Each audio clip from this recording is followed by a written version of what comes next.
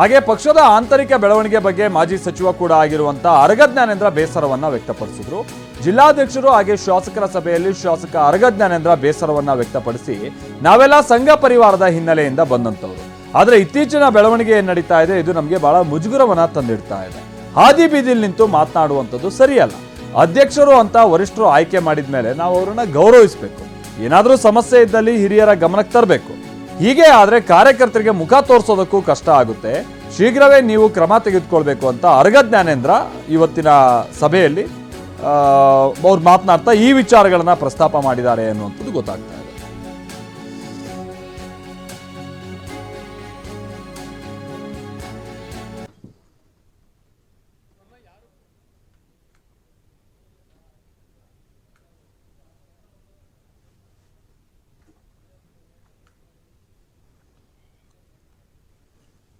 ಅರಗ ಜ್ಞಾನೇಂದ್ರ ಕೂಡ ಇವತ್ತಿನ ಸಭೆಯಲ್ಲಿ ಪಕ್ಷದಲ್ಲಿ ಆಗ್ತಾ ಇರುವಂಥ ಬೆಳವಣಿಗೆಗಳು, ಜಿಲ್ಲಾಧ್ಯಕ್ಷರು ಅಂತ ಯಾರನ್ನಾದರೂ ಆಯ್ಕೆ ಮಾಡಿದ್ರೆ ರಾಜ್ಯಾಧ್ಯಕ್ಷರು ಅಂತ ಅವ್ರನ್ನ ಗೌರವಿಸಬೇಕು ಉಳಿದಂಥವ್ರು. ಬಟ್ ಹೀಗೆಲ್ಲ ಸಭೆ ಮಾಡೋದು ಮತ್ತೊಂದು ಈ ರೀತಿಯಾದಂಥ ಸಂಗತಿಗಳೇನಿದೆ ಅದು ನಮ್ಮ ಕಾರ್ಯಕರ್ತರಿಗೆ ಮುಖ ತೋರಿಸೋದು ಹೇಗೆ ಅನ್ನುವಂಥ ವಿಚಾರವಾಗಿ ಅವರು ಪ್ರಸ್ತಾಪ ಮಾಡಿದ್ರು ಅಂತೇಳಿ ಗೊತ್ತಾಗ್ತಾ ಇದೆ.